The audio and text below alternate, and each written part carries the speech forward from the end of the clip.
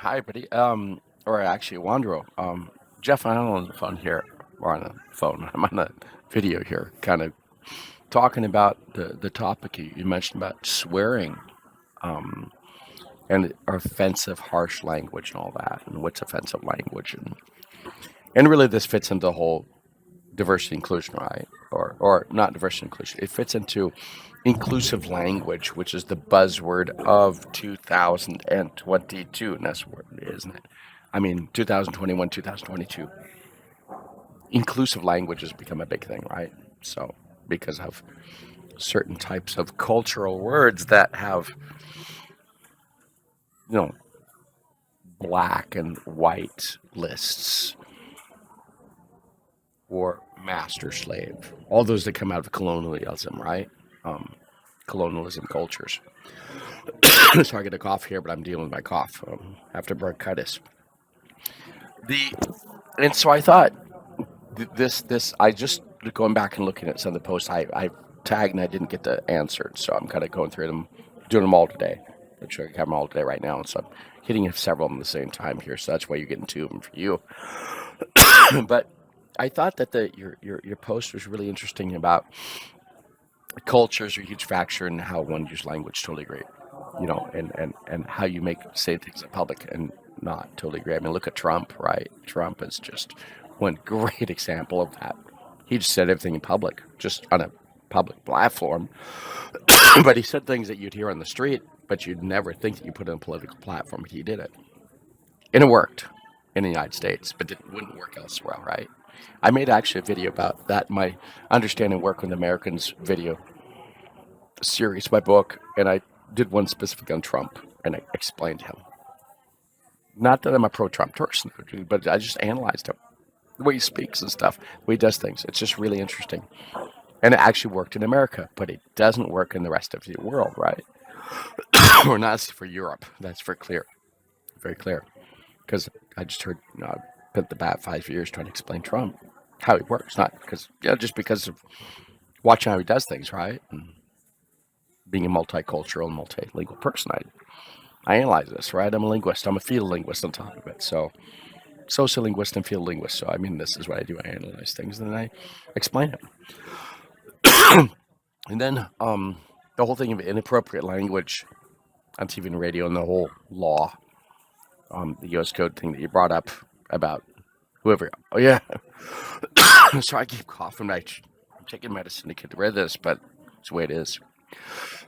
And then the whole thing of determining what defines obscene or, indecent or profane, could be imprisoned in the United States. I mean, Trump did it. He wasn't imprisoned, but then he was immune. He was under immunity of being imprisoned until after it stopped being president. So that's another issue, right? But I don't think he's in prison yet. So we'll see. This cough sounds worse than it is. It's just we're trying to deal with it. My Halloween cough. So the whole thing of insults, and then kind of bad word be present or not in the sentence, and then the expression, the son of a bitch, right? I mean, and the way you say that influences you, right, in the intonation. But like the use of the word bitch, I don't think of the word bitch as a dog, a female dog. I don't think of that way.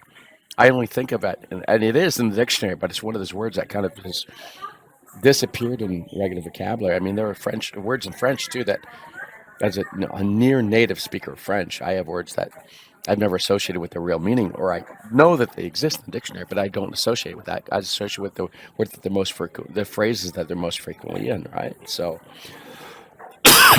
so this exists too in many languages, and given I speak several of them, pretty fluently, more than just fluently. I've lived half my life here.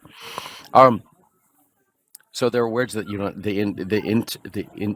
the literal intent and the literal meaning in the dictionary is not there. It's the derivative words and meanings of phrases in which that word is used that are going to be the most frequently used and understood meanings. That's called meaning shift, semantic shift, meaning shift. And then like you said, brought up the mere use of pointing at people or anything could be a bad thing. And one culture versus another, true, very true. I see it in France. Um, and like you said, even exposing the sole of your shoe. I actually was here a few minutes ago with my foot, my leg, up across to my other leg, and you can see my sole of my shoe, which can be problematic for some people. But it's practical for me in the sense that, especially not here, but like I'm on the train, I do it. I do it so I can get the computer be positioned better, right? The laptop. But now got around it, but I bought one of these little pad things with the round bottom, and you put the computer on top, and you have to have, lap. It's easier to do it that now. You have to cross your legs, right? So to get that balance. So sometimes there are reasons why you do things, and sometimes you do it. But all these and language is not just words, written words and spoken words. It's also gestures. 75%. The figure kind of depends, but 75% of all language is non-words, gestural, visual, all kinds of things, intonations, tone, which are not part of the words. I mean, they're additional, they're add on top, but they're extra pure linguistic information, which is linguistic information, but it adds to meaning, right? So even silence is linguistic information. Sometimes silence in certain moments of having silence. Filler words. I mean, this all fits in.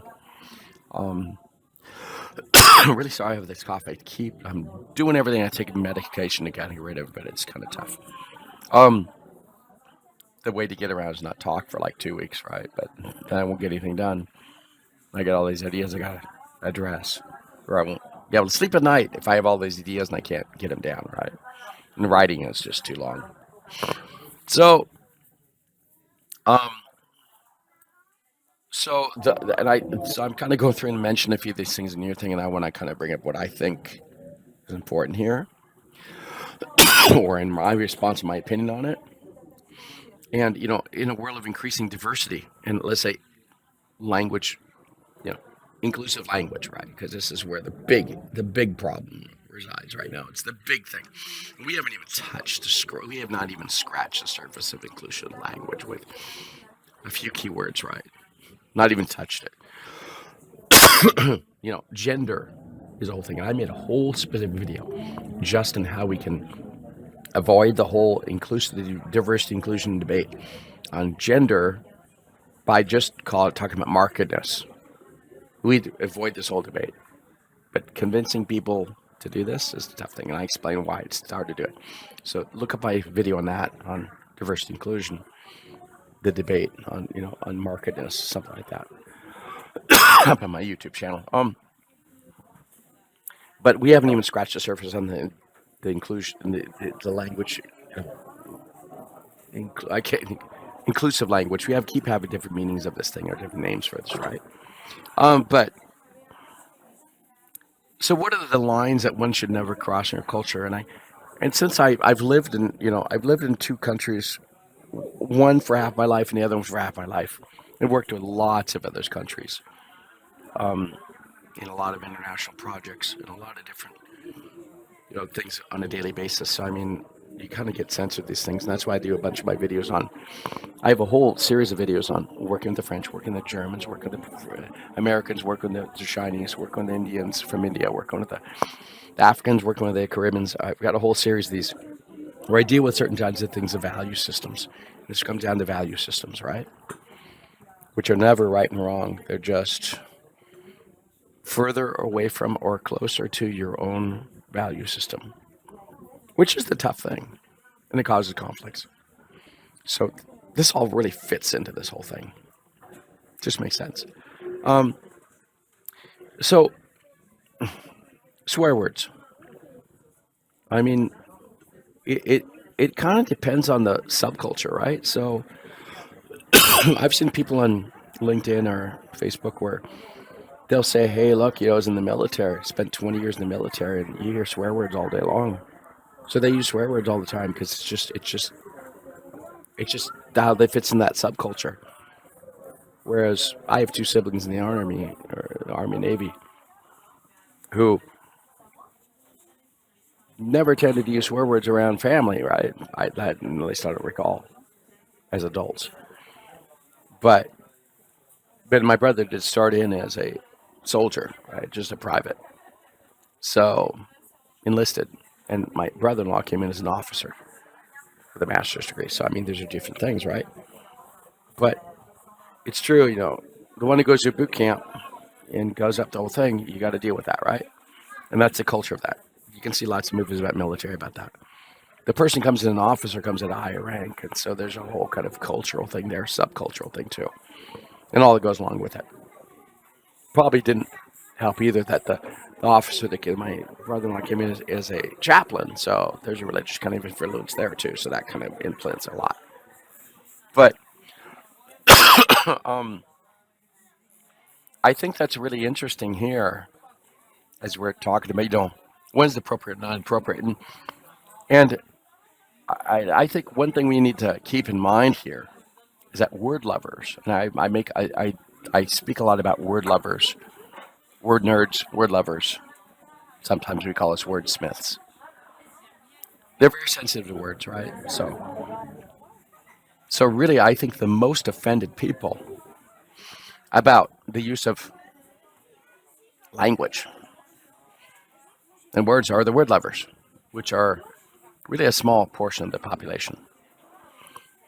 The majority populations are not word lovers. They're not. They're just regular people, and they're doing other things. And language is the way to communicate. Now, it depends on the language, too. The French do tend to be very chauvinistic about their language because they've had the French Academy since 1634, right? So there's a whole history of an importance to resist intrusion of other languages upon the French language. Whereas there are other cultures and languages, believe me, I did my whole doctoral thesis on loan words from English into French Creole, French Lexicon Creoles. It happens all the time, right? And the media affects everything. So they're very adaptable to receiving words because they're cultures that had been colonized, so they just had to accept what happened, right? So they just adapt. So borrowing words from other European languages is a normal thing, no problem.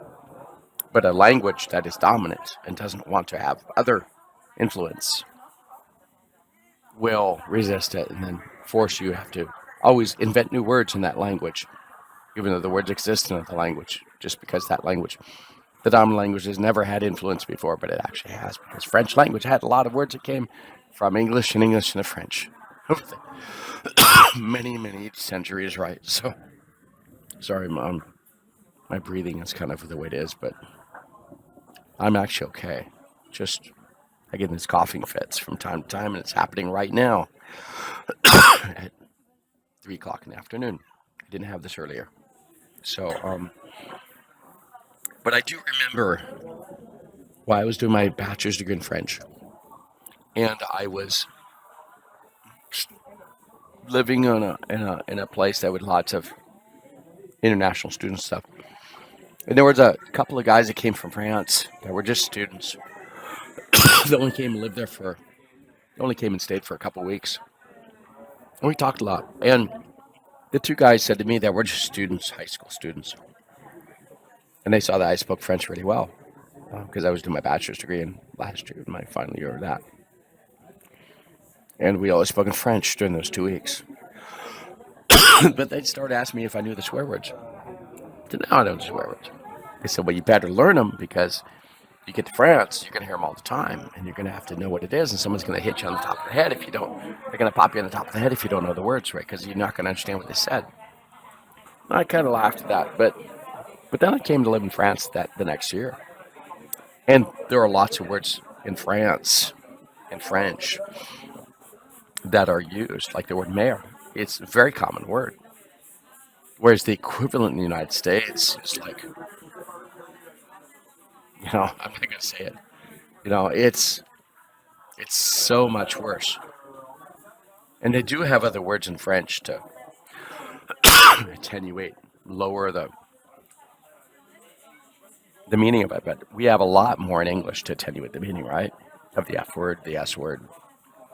In French, some words they have a couple other words, but kind of depends. But they're less used because the other word is okay. I'm not saying it's always true, but I'm saying, and I've actually done videos on explaining the levels of these things out of the French words. So it's it depends. And there are contextual things where you'll use certain words and the certain attenuated words are not, depending on what it is. So it kind of really depends on the meaning of it, right? But I remember these two high school kids saying you need to learn these words. That stuck in my mind I've been thinking about it for 30 issues. And it also made me think when I had kids, and I had a French wife, lived in France. We didn't have kids in the United States. When we moved back to France is when we started having kids. So we didn't have this situation in the States. But when we had kids, adopted child and a biological child, and we did the one parent, one language kind of approach. And I would always speak English to the kids. She would always speak French to the kids, and we spoke French at home. So, and I would always make sure they saw the video. One of the rules we had in the family was they have to watch whenever there's a screen time, everything has to be in English on the screen, including videos. Back then there were video cassettes. There are a lot of VHS cassettes. Then they got DVDs and all that, CDs, whatever. And then games. And I always made sure that our goal was to always have them, make sure that their English is pretty good because they didn't get to hear me all the time because I was working, right? Gone from home. So, or wasn't, at home when they're always doing their waking hours all the time, right? It's going to depend. In the majority of their waking hours. And the thing was, I finally got to a point where I just thought, I've got to let my kids hear swear words because they're not getting enough input about these. Sometimes they would. Sometimes actually in the videos. Now the YouTubers are getting a lot of it. So they're telling me the words, right? But I finally got to a point where I would allow myself to say the words at home. Because they need to be able to recognize the word in context. So sometimes, but the reality thing is in swear words and stuff, the problem is not the issue of quality. It's not a qualitative issue, right? It's more of a quantitative issue because everybody swears with the attenuated versions of them too. Like, so they're all the fiddlesticks and all these other words for the F word, right? The words, the S word, or the B word, or whatever. And so we'll say this, but it's actually swearing, right? You're just finding a different way to do it. And using it. But you're getting the same meaning across, right? You're actually doing the same meaning, but using a different lexical item to communicate that. But you're still doing the same thing, swearing. And the whole thing comes out to, so it comes down to the qualitative versus quantitative. Quantitative is just the frequency, the amount you use it, right? Qualitative is if used or not. And some people say it's all qualitative, whether that used or not. And there's all the joke that, some people say that, parents say when they hear the kids using the words, you didn't learn it from us. Well, sometimes they do. They learn more from school, so you blame the school and all the kids, right? But actually, you do hear the words at home. But it's a question of frequency. It's a quantitative issue. And so I decided to not worry about the qualitative issue, whether or not I swear or not. It's just I don't swear all the time, right? So it just comes up when there's an issue that's really, really, really, really problematic. And it just kind of gets me angry. So I'll use the word. So I decided to let it come out from time to time, the kids, so they can hear it in context. And that's okay. Because they'll probably use it too. But I try to show them when doing that, and it wasn't intentional. I mean, it just show them that I only do it when I'm really frustrated. So that's a specific time. It doesn't come up all the time, right? It's not every day. I'm not swearing all day long, right? Now, I do know people. Another example was when I was at that same place living with all these international students. There was a Swiss guy that came and lived there for a year or half a year. I can't remember how long he was there for. And I met up with him 30 years later recently. I went and spent a week with his family in Switzerland. And the funny thing with him is he was going out meeting people all the day long. I mean, he was just came to learn English and spent time going to parties and all kinds of stuff with all the international students. And the funny thing he said was he came back and he started using the F word all the time. And I was kind of like shocked, right? I said, you should know it. And he says, well, you hear it all the time.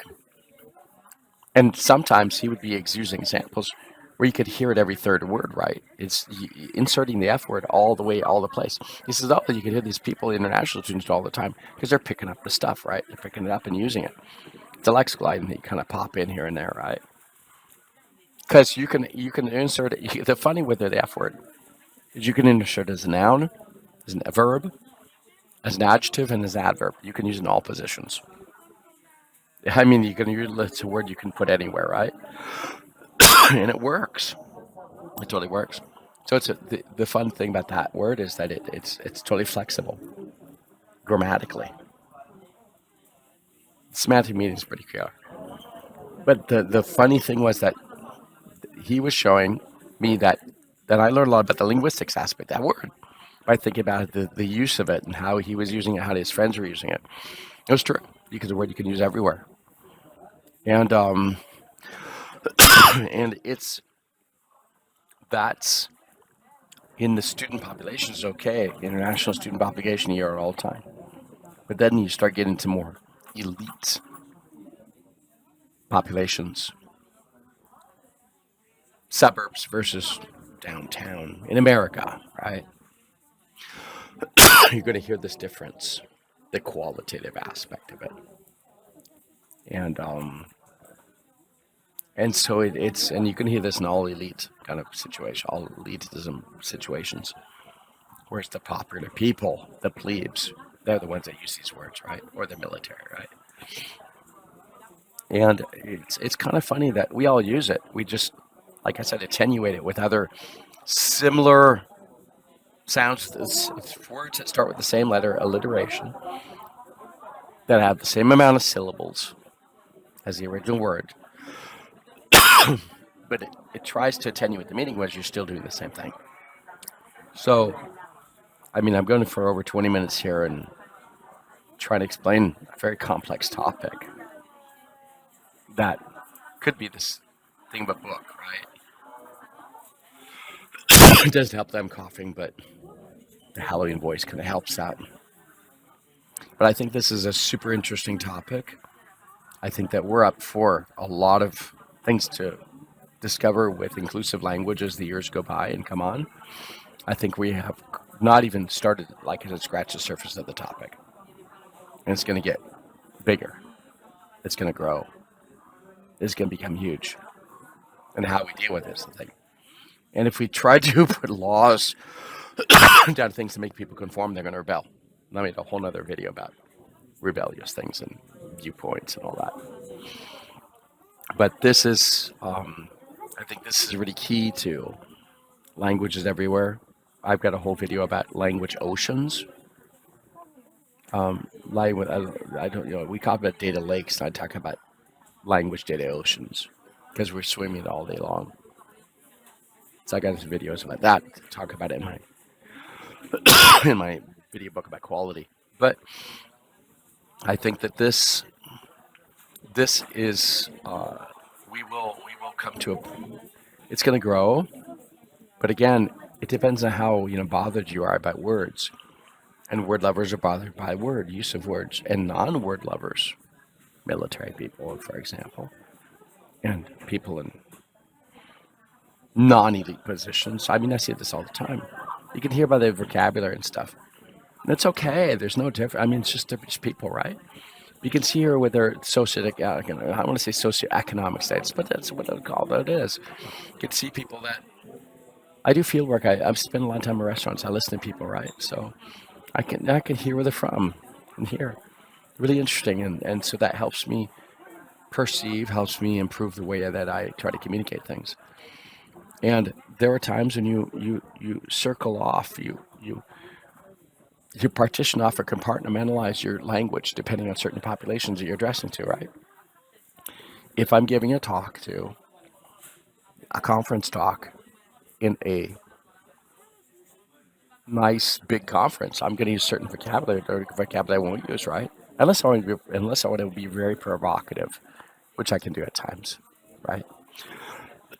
But if I want to be the thing that catches all attention, I'm not going to use some vocabulary, right? It's just very selective. And if I go speak, but on the kind of the opposite thing, if I go down to certain populations where my ex-wife grew up in some things, if I don't say some words, then it's kind of like, oh no, you're the wrong person to be here. So you got to fit in, right? A lot of this is fitting in and knowing how to sometimes use the words to fit in just to make it seem like you're not a weirdo, right? So it kind of depends. This is social knowledge. This is something that we can't really teach. Language, speech, and transition systems to do. Social knowledge is a really tough thing to do. I've talked a lot about this, and that's why you try to have the machines do what are very repetitive and have the humans do what is social knowledge, right? Because the social knowledge part is the most valuable part of the whole thing. That's where you take data, information, and intelligence, and that's the intelligence level, right? Because the social knowledge is something that isn't just pure data. It's at the higher level. And then data, information, intelligence, and then wisdom is the highest level, right? In general. So, because that has the capitalized in the most longitudinal experience of things. So that's it. 26 minutes later. Wow, you've been listening for a while. Hope you're still listening. But this is very interesting stuff. This is worth doing talks on, doing roundtables on, doing stuff on, webinars on, right? Because I'm just talking to myself about the topic and the anecdotes from just myself for 27 minutes. That's a lot, right? You can imagine you do a whole roundtable, and you're going to get people batting off and debating on their anecdotes. It turns into, and you only want a 60-minute thing.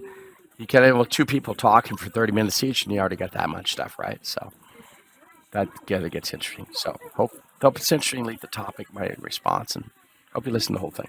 Thanks so much.